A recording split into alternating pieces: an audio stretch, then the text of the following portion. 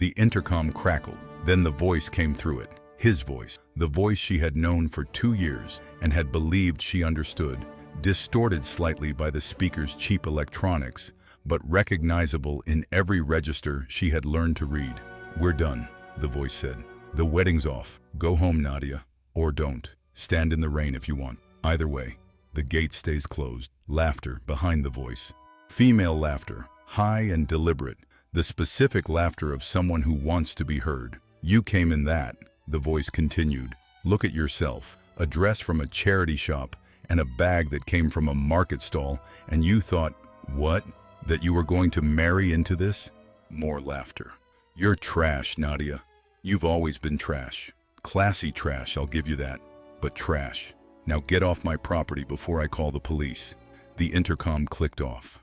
The rain was significant. Not the polite drizzle of an English summer, but the serious, committed rain of a system that had arrived with full conviction and intended to stay. Rain that came horizontally in gusts.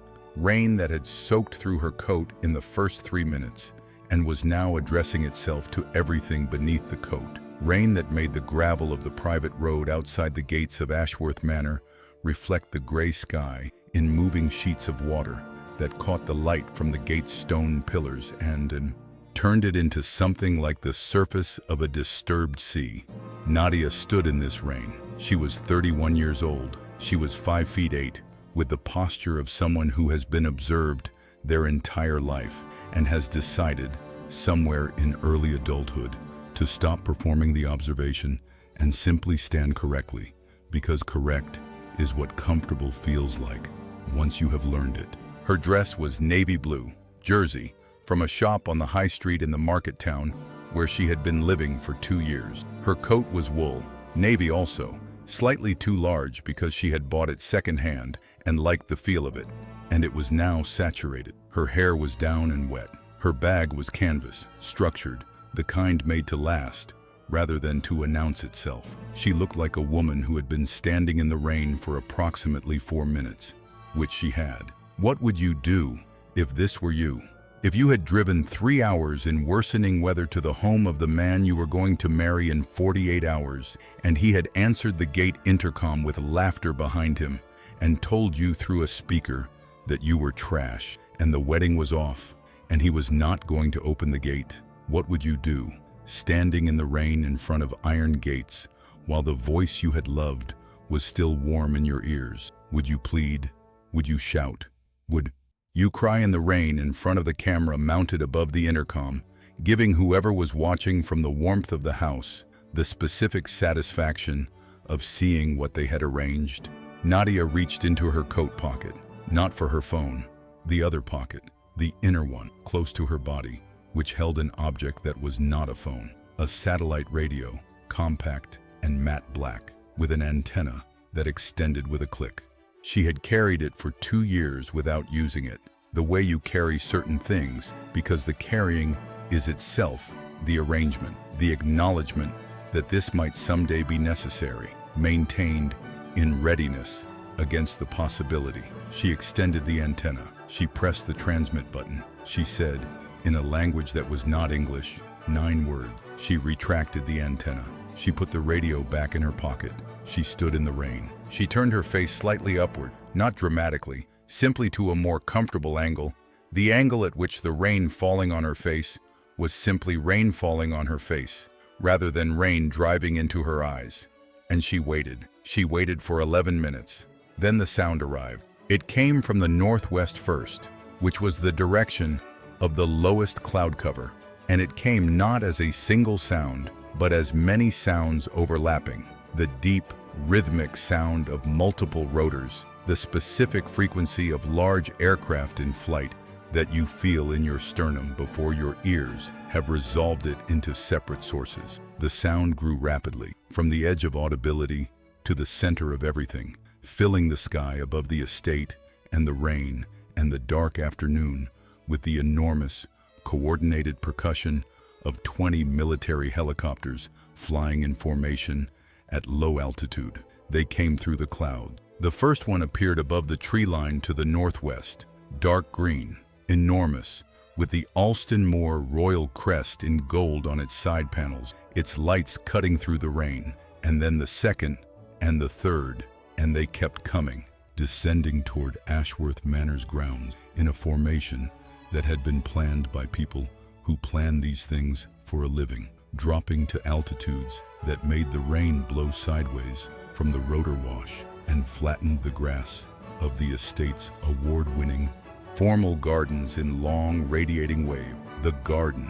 Frederick Ashworth had won the Royal Horticultural Society's commendation for those gardens 3 years running. The pleached hornbeam allée had taken 7 years to train. The parterre on the south lawn was maintained by a specialist gardener who came twice weekly and whose contract was one of the largest single-line items in the property's annual maintenance budget. The rose garden along the east wall contained 12 cultivars that had been developed specifically for the estate and existed nowhere else. The first helicopter landed in the parterre. The second landed in the rose garden. The third, fourth, and fifth took positions across the south lawn with the systematic, unhurried efficiency of aircraft that are landing where they have been directed to land and are not concerned with what they are landing on. Nadia heard the landing from the gate. She heard it, the change in the rotor sound as the helicopter settled, the heavy industrial sound of 20 military aircraft becoming stationary simultaneously. And she looked up at the clouds from which they had emerged, and she thought about the parterre and the roses and the 7 years of trained hornbeam, and she thought, yes, that seems right. The gate opened, not because Frederick had opened it, because the 3 men who had descended from the second helicopter and moved to the gate's mechanism with the specific, competent efficiency of people who open gates that are not open for them, had opened it. The lock was electronic. They had the override. They had the override because Nadia had ensured 2 years ago that the correct parties had the correct access codes to everything that had been funded through the correct instruments, which was everything that Frederick Ashworth believed he owned. The gate swung inward. Nadia walked through it. Her name was not Nadia. It was not Nadia Reeves, which was the name on the 2-year tenancy agreement for the flat in the market town, the name on the library card, the name on the pay stub from the county archive where she had worked since arriving in Derbyshire. Her name, the name in the constitutional documents of the Kingdom of Alston Moor, in the diplomatic registries of 43 nations, in the succession documents that governed the inheritance of a sovereign European monarchy whose dynastic assets were managed by 8 institutions across 4 continents, was Princess Nadira Elise Marguerite of the House of Alston Moor, Crown Princess and heir presumptive to the Kingdom of Alston Moor, a constitutional monarchy with a population of 4 million, and a sovereign wealth position that international analysts described as operating beyond conventional comparative frameworks, which was the language analysts used when the number was a number they did not want to write out in full. She had left when she was 29. The decision had been forming for longer than 2 years, had been forming in the honest accounting she permitted herself about herself since her early 20s, when she had understood with increasing clarity that every relationship she had ever been in had been a relationship with her position rather than with her. She had been dated for what she was. She had been admired for it, valued for it, pursued for it, but she had never been able to determine whether she was wanted in the specific, particular way that a person is wanted when they are seen rather than assessed. She had needed to know. The conversation with her father had been the conversation she had prepared for, with the care she brought to things that mattered. She had organized the argument, anticipated the objections, had responses to the responses. Her father, King Edward IV, who had governed for 29 years with the specific, patient gravity of a man who understands that institutions endure by adapting rather than resisting, had listened to all of it. He had asked 4 questions, and then he had said, "The satellite radio. You carry it always." She said, "Yes." He said, "Your Uncle Peter checks in with you monthly." She said, Yes, he said. And when you're ready, she said, I'll know when I'm ready. He had looked at her for a long time. Then he had said, 2 years. If it's not resolved in 2 years, we revisit. She had said, all right. She had believed she could resolve it in 2 years. She had been correct, though not in the direction she had hoped. She became Nadia Reeves. She had a genuine qualification, a postgraduate certificate in archive management earned in absentia through an institution that had been discreetly informed of the circumstances and had cooperated with complete professionalism. And she found a position at the Derbyshire County Archive, cataloging estate records and managing the conservation of the historical document collection. The work suited her. She had grown up surrounded by documents that mattered: state papers, treaty originals, the working correspondence of 4 centuries of governance, and she had developed, from childhood, the specific reverence for primary sources that comes from understanding that the document is the event preserved, the closest thing that exists to the actual past. She lived in the flat in the market town with the kitchen window that faced a walled garden and the specific, unhurried pleasure of a life that was entirely hers to organize. She walked to work. She shopped at the market on Saturdays. She knew the names of the people who ran the stalls. She was known at the archive as the one who stayed late voluntarily and who had reorganized the 17th century estate papers into a system that the county archivist had described at the annual review as transformative. She was known in the market town as the quiet woman from the archive who always bought the ugly vegetables because she said they tasted better, which was true. She met Frederick at an auction, a specialist auction for estate contents, the sort that happens when an old family runs out of money or patience for their house and sells its contents through a regional auction house in a county town. Frederick was there because he was building a collection of historical furniture for Ashworth Manor, which he had recently purchased and was restoring. And he liked to find pieces with genuine provenance rather than buying from dealers who had already done the work of authentication. Nadia was there because the auction included several document lots, letters, estate papers, the working documents of the house's previous occupants that the archive might be interested in acquiring if the prices were manageable. They reached for the same lot guides simultaneously. This was accurate. The lot guide was the printed catalog of the day's auction, and there had been a limited print run, and the last copy had been on the table between them, and they had both reached for it at the same time. He had drawn back. She had said, "Please take it. I have the page numbers I need." He had looked at her, the specific, unhurried look of someone encountering an unexpected thing, and he had said, "We could share it." They had shared it. He had bought the furniture lots he had come for. She had successfully bid on 2 of the document lots for the archive. Afterward, over coffee in the auction house's cafe, he had asked about the documents, what they were, what the archive would do with them, with the interested, specific quality of someone who was genuinely curious, rather than making conversation. He was 36, the son of a Midlands manufacturing family, self-made, in the sense that his father's money had been the launching point, and his own considerable intelligence and risk appetite had done the rest. Ashworth Manor was his second major property acquisition, and he spoke about it with the specific, absorbed enthusiasm of someone who has found a project that is the right size and shape for what they love to do.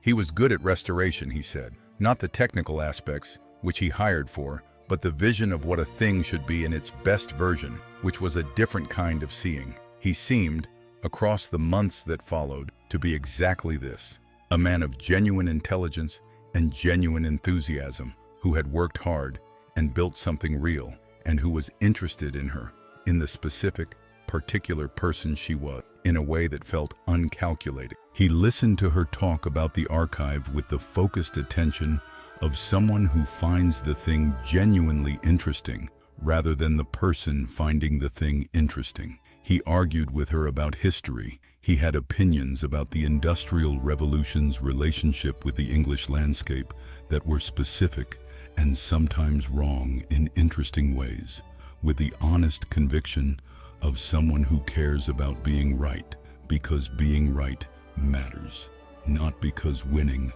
does.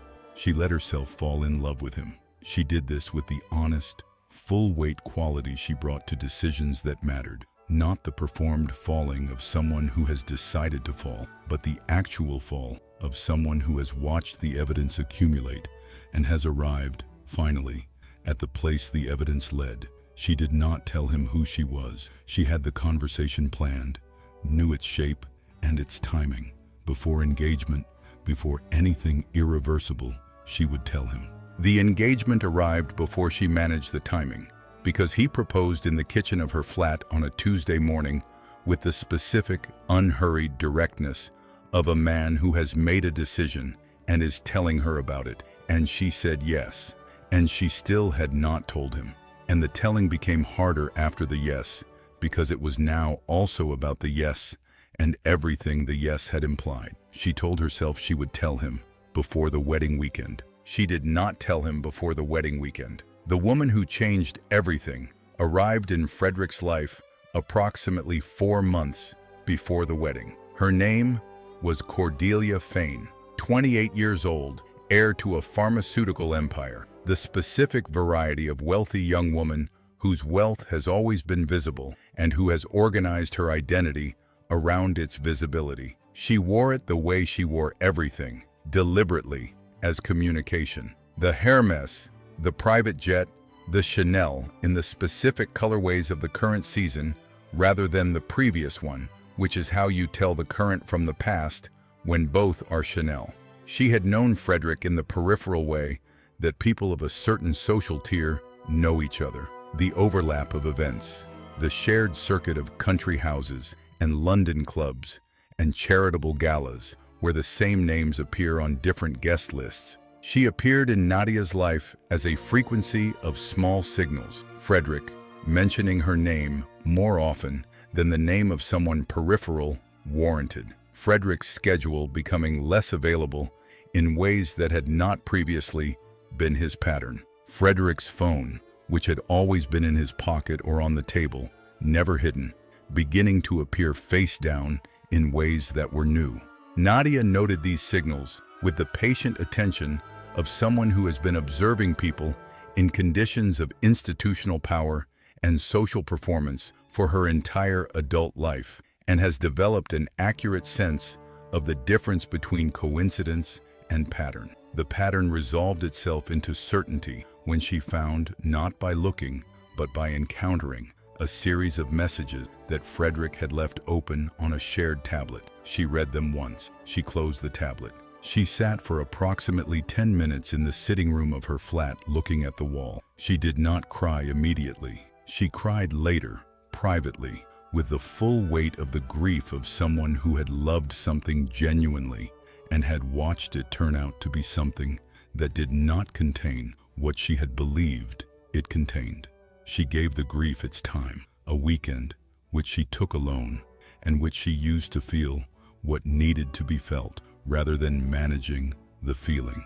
And then she made a decision. The decision was to go to the wedding weekend as planned, to arrive at Ashworth Manor as she had arranged to arrive, to give Frederick the opportunity to be what he claimed to be, which was what he had always claimed to be, and to let the evidence of whether he was that thing present itself in the form it chose. She had understood from the reading of the messages that Cordelia Fane was going to be at Ashworth Manor for the wedding weekend. She had not been told this. It had not been arranged. It had been arranged in the way that things are arranged when two people are arranging something together and one of them is also engaged to a third person. She had packed a bag. She had driven 3 hours. She had arrived at the gates, and the intercom had crackled. Now she was walking through the open gate. The rain was still significant. The helicopters were still settling into their positions on the estate. She could hear the last few landing, the sound of their rotors changing as they reduced power to station keeping. And ahead of her, Across the formal gardens that were no longer entirely formal, the lights of Ashworth Manor were visible through the rain. It was a good house. She had always thought it was a good house. Frederick had done well with the restoration. The exterior stonework was accurate. The windows were right. The proportions of the front elevation had been respected rather than corrected, and it sat in its landscape with the specific, settled quality of a house that has been in a landscape long enough to have arrived at an arrangement with it. She had loved the house. This was one of the things she had genuinely loved about the life she had been building. The house, and the archive, and the walled garden from her kitchen window, and the ugly vegetables, and the Tuesday mornings. She walked across the drive. The gravel was deep with water. Ahead, the front door opened. Frederick was standing in it. He was not wearing the expression she had expected, not the calculating composure of a man who has made a decision and is managing its execution. He was wearing the expression of a man who has looked out of his front door and found something that exceeds his available categories. 20 military helicopters in his gardens, his gates open, and his fiancée walking toward him through the rain as though she has arranged all of it, which she has. He said, "Nadia, what is..." She walked past him, into the house, into the entrance hall, which was the restored entrance hall of a Derbyshire manor house with original flagstones and a plasterwork ceiling that Frederick had spent 18 months having conserved, and which was very good, and which she walked through without stopping. Cordelia Fane was in the drawing room. She was standing near the fireplace, which was lit because the November evening was cold, in a cashmere jumper, the color of cream, and wool trousers that had been made for her specifically, with earrings that were the specific Hermes enamel that had been the collaboration piece of the previous season, and that had been sold through a waiting list rather than through the ordinary retail process. She was holding a glass of wine. She had the expression of a woman who has been watching the arrival of the helicopters from the drawing room window and is processing what she has seen. She looked at Nadia. She said, "This is private property." Nadia looked at her. She looked at her with the level, complete, unhurried attention she brought to things that needed to be seen clearly. She said, "Is it?" Then she looked at Frederick, who had followed her into the drawing room. She said, "Sit down, please." Frederick said, "Nadia, I don't know what you think." "Sit down," she said again. The same voice, the same level, precise register. Both of you. They sat, not because they had decided to comply, because the specific quality of the instruction had the weight of something that had been said by people who give instructions that are followed, and the weight was felt before the decision about whether to follow it could be made. One of the men who had come from the helicopters appeared in the drawing room doorway. He was in the formal attire of the Alston Moor Royal Household's administrative corps. Not a guard, though the guards were outside, but a man in a suit of extraordinary quality who carried a document portfolio and had the specific, precise manner of someone for whom the management of consequential situations is a professional function performed many times. He said in English, "Your Royal Highness, the documentation is ready when you are." The drawing room was very quiet. Frederick said, "What did he just say?" Nadia sat in the armchair near the fireplace. She sat with the specific, complete ease of someone who has arrived in a space that is theirs and is occupying it accordingly. She said, "My name is Princess Nadira Elise Marguerite of the House of Alston Moor. I am the Crown Princess and heir presumptive to the Kingdom of Alston Moor." She paused.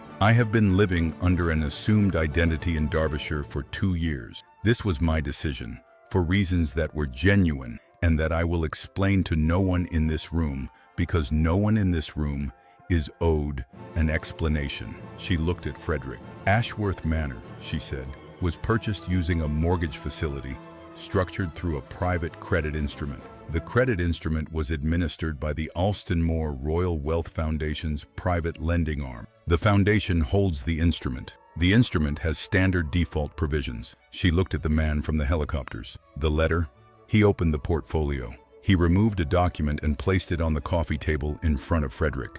"This is formal notification," he said, "of the Foundation's exercise of its acceleration clause. The full balance of the credit instrument is called as due, effective today, on the grounds of material default. The material default is defined in Section 14 of the instrument as conduct detrimental to the interests of the Foundation's designated representative, which in this case is Her Royal Highness."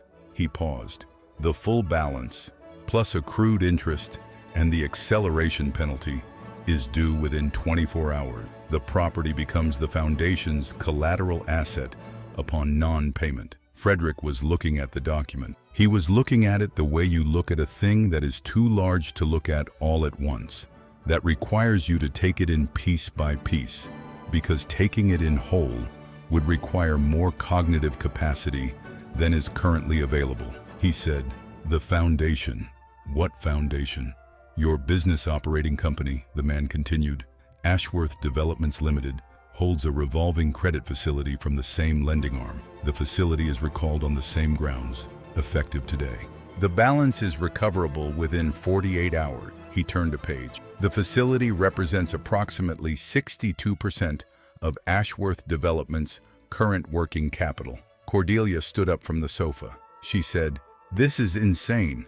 You can't just—" "Mrs. Fane," the man said, with the specific, courteous precision of someone who has been briefed on the attendees and is using the name accurately, "you are a guest in a property that is in the process of being legally reclaimed. You are welcome to leave at your convenience. The gates will be open." Cordelia looked at Nadia. She looked at her with the specific expression of a woman who has been the most powerful person in most of the rooms she has occupied, and who is finding in this room that this is not the case. The expression was doing its best.